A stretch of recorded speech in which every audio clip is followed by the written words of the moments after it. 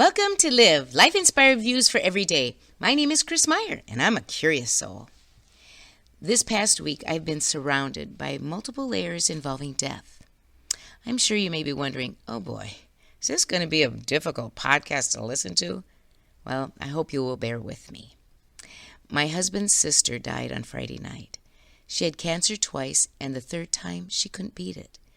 When you walk so close to death when it is family, it feels so differently than when you are not as personally involved in it. It's like being a part of a story instead of just listening to a story. She told me when she got this last cancer 2 years ago that if she only had 2 years to live, she would live it the best she could. I have another dear friend who is dealing with his end of life. We are close to him. We've become family. We are walking with him on the journey. We are part of the story with him too, not just listening to it. As I have mentioned before, I debrief trauma with emergency responders, ambulance and fire crews, law enforcement, schools, and hospitals. The process of debriefing closely involves hearing the stories of the events as experienced by each individual involved in the scene. Then we help them re-enter their story in a way that they can live with what they saw, heard, smelled, experienced, and felt.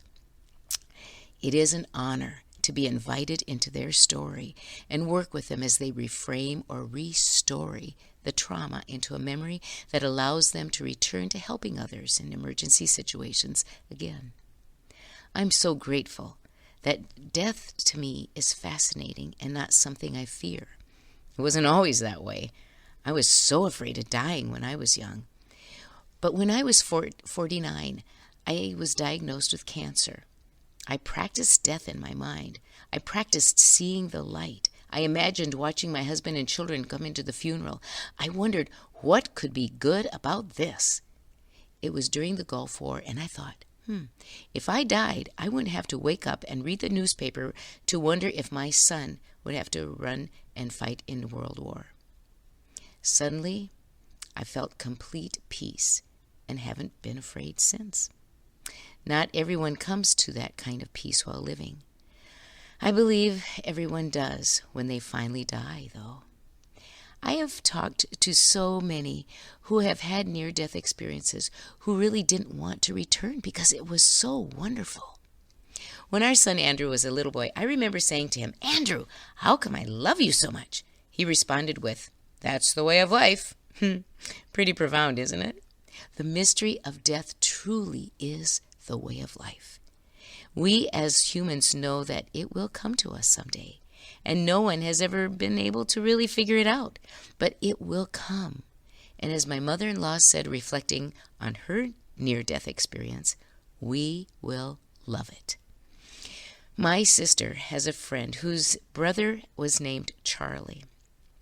He had Down syndrome. At his funeral, his sister shared how proud Charlie was when he told others, "I can do hard things." Thinking about death is a hard thing. Thinking about the death of our loved ones is a hard thing. Hearing about the tragic death of others is a hard thing. But we can do hard things. Just as Andrew said, it is the way of life. The great cellist Gaspar Casado used to tell his students, "I'm sorry for you. Your lives have been so easy. You can't play great music unless your heart's been broken." Doing hard things always leads us to a better place. Peace, joy, strength, courage. I have always told people that if you go to the fear can never be bigger than you are. It's always bigger when it is inside of us, lurking as a dread, controlling our thoughts and actions. Go to it. Think about it. Face it, and it cannot be bigger than you. You can do hard things. You can face hard things. That is the way of life. Just as I have said before, those who fear they will suffer already suffer what they fear. I suffered my death when practicing it. I've already done it, so I determined not to be afraid of it. When I was a young mother, there was a wonderfully joyful and happy woman in our community named Lorraine. I learned that she had lost her husband in World War II soon after she had learned that she was pregnant. That left such an impression on me. There can be joy after suffering, if we choose it.